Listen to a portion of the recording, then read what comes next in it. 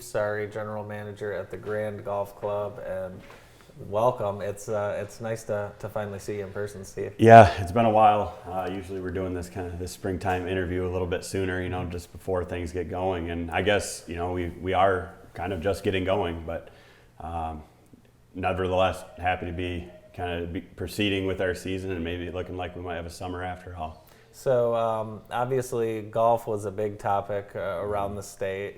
That's all anyone cared about was golf. But we're back going now. You started now. You have a course which is not the most walkable course in the world, but you guys were doing that. Talk a little bit about how that got going in the initial restrictions. Yeah. So we've, as everyone knows, it kind of happened in waves. The loosening of things. There was a period where we were closed entirely, and then. Gradually, we were allowed to send out members only walking, and then that got eased into walking only, and then it was carts for people with disability covered by the ADA, and then ultimately now where we're at with carts. There are still plenty of restrictions that we're under, but we've kind of the process of it. It's been encouraging, actually. The time that we were closed for carts and we were walking only, it was encouraging to see, even though we have, quite, easily the least walkable course in the county, and, to see the numbers of people that were still willing to give it a go. Obviously, nowhere near the volume of what we would have had otherwise, but it was nice to see people just, desperate to get out of the house to do something and to be able to give them kind of a place where they could go out and get some exercise and just kind of get some relief from everything that was going on. What's it like answering questions every single day from your patrons? It's everyone's kind of in the same boat. No one. I wish I had better answers for people. And in a lot of cases, that's been my answers. I just, I give the information that we have, when we have it, and I understand people's frustrations, and everyone's kind of in that boat in all industries about, what the future, what things are going to look like going forward. And so we try to just basically give them the facts as we know them, and, just let that sort of be our guide, and try to use common sense and safety, as, in all cases, basically. We want to do what's right by people, and we don't want to put anyone in harm's way.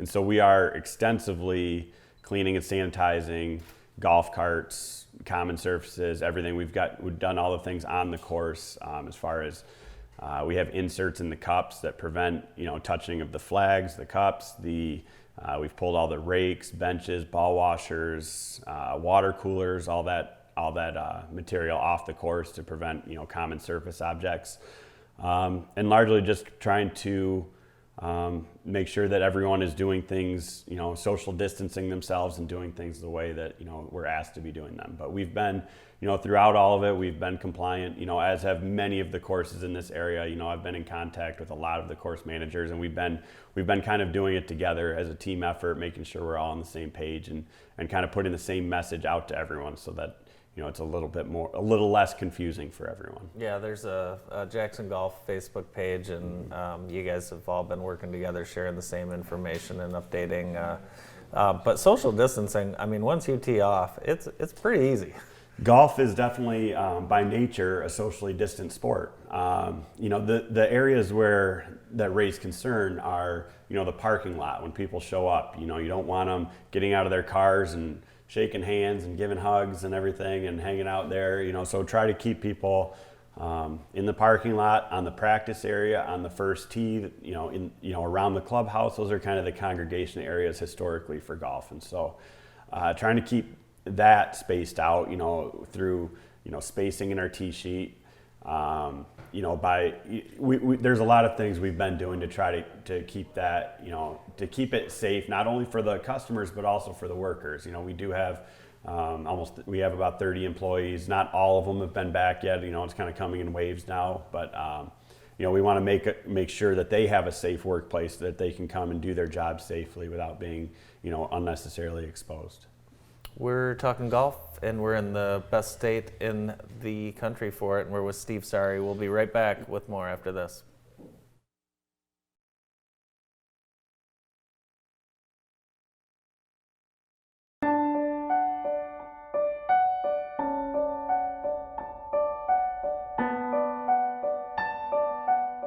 living through a unique, trying time. COVID-19 has changed how we work, play, and go to school. A few things will never change. Our homes are our sanctuaries, our family and friends are our support teams, and Jackson is a community that pulls together. COVID-19 is a silent, potentially deadly enemy, but we are attacking it with a massive, coordinated healthcare army here in Jackson and across the nation. Make no mistake, we will prevail. Jacksonians are smart, resilient, and determined. The curve is flattening, thanks to your efforts. Continue social distancing, avoid crowded places, and do not share eating utensils and food.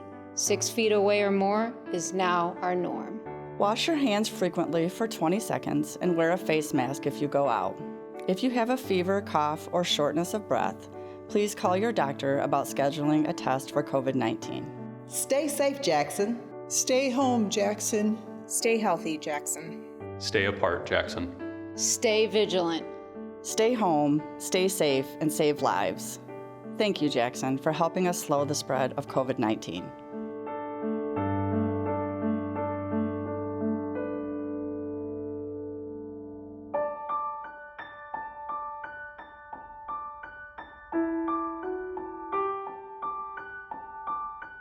Performance Automotive Northwest. We do way more than auto parts. We've got new lawn equipment from John Deere and Honda, chainsaws and trimmers from Steel and Husqvarna, 2 John Deere ready-to-mow mobile service trailers to make repairs quick and easy for you, and of course our bumper-to-bumper parts selection for almost every vehicle. We really do have it all. We'll even fill your propane. Performance Automotive Northwest, proud to be independent and locally owned for 35 years. Visit us today on Airport Road in Jackson.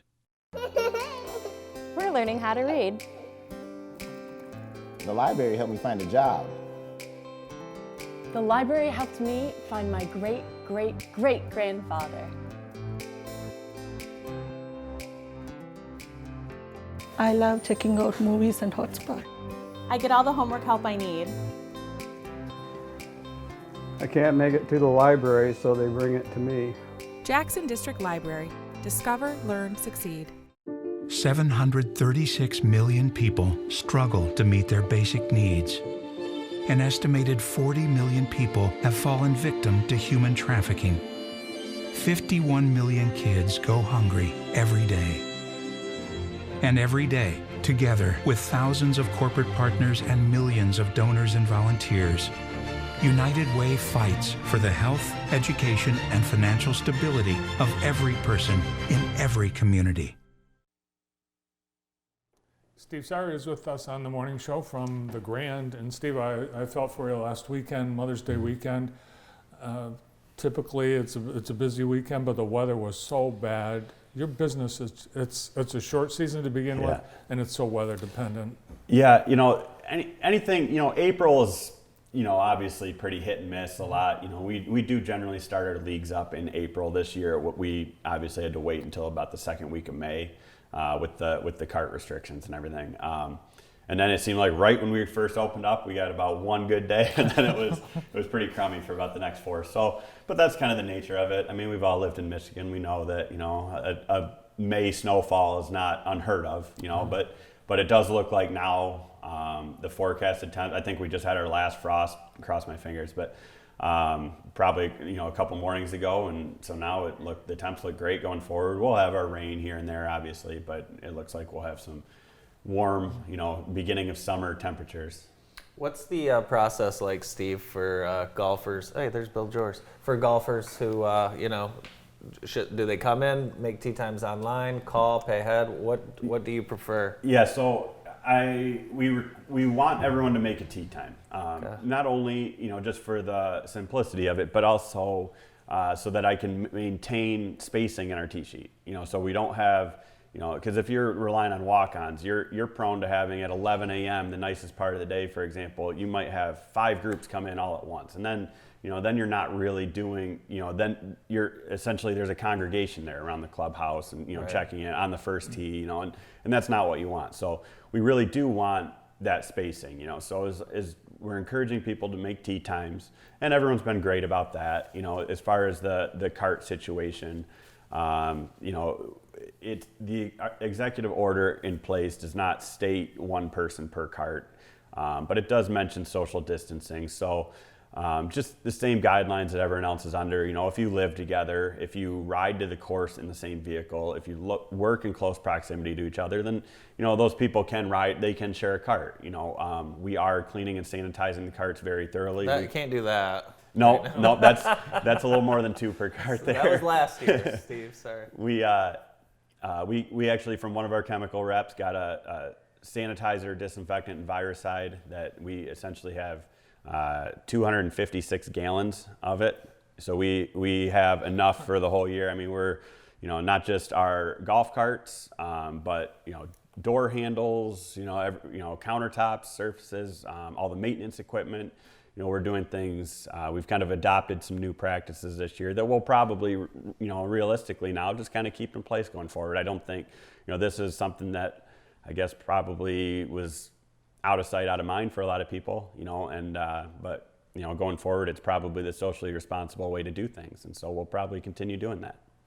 And more expensive. All these new guidelines or requirements add staff time, supplies, and it's one more increase in the cost of doing business. Yeah, and you know, everyone's under it. You know, fortunately, you know, as tough as it's been for golf courses, there are industries that have been harder hit than golf courses. Fortunately, at this point, we are, aside from maybe fishing, we're about the only potential thing to do, entertainment industry out there. Really, I mean, when you look at, you know, movie theaters and concerts and sporting events, and, you know, who knows, you know, on these things. But, you know, right now, you know, with the stay-at-home order still in place, people, you know, can't go out of the house to do things, and they can come out and golf, though. They can come out and get some exercise on the golf course and clear their minds, and it's kind of a great way to sort of get away from the stresses of, you know, what everyone's under with what's going on. All right, you got some events or leagues and things coming up? So all of our leagues now are running as of this week. We started our senior scramble this week. Again, you know, I've adopted some new COVID-19 rules for now. So as far as outings, that's a tough topic.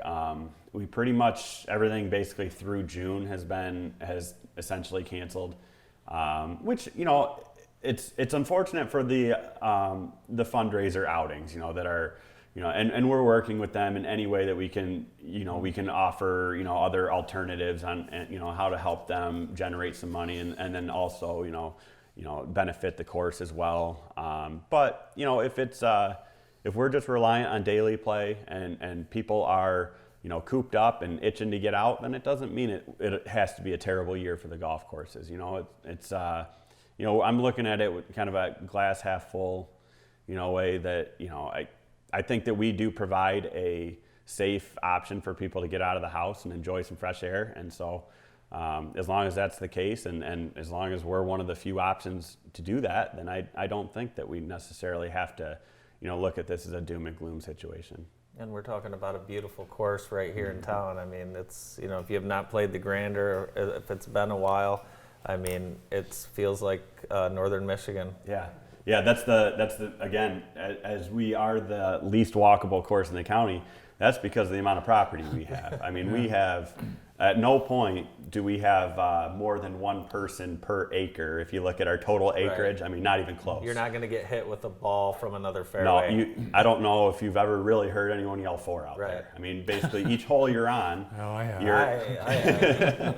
You're basically, I mean, that's about the only hole you can see. There's a couple exceptions, but they don't really come into play. They don't cross paths, you know. So when you're out there, you know, you're out there with yourself and your group, and that's pretty much it. So it's a pretty isolated, you know, it offers isolation and spacing. So that's definitely also handy during this time.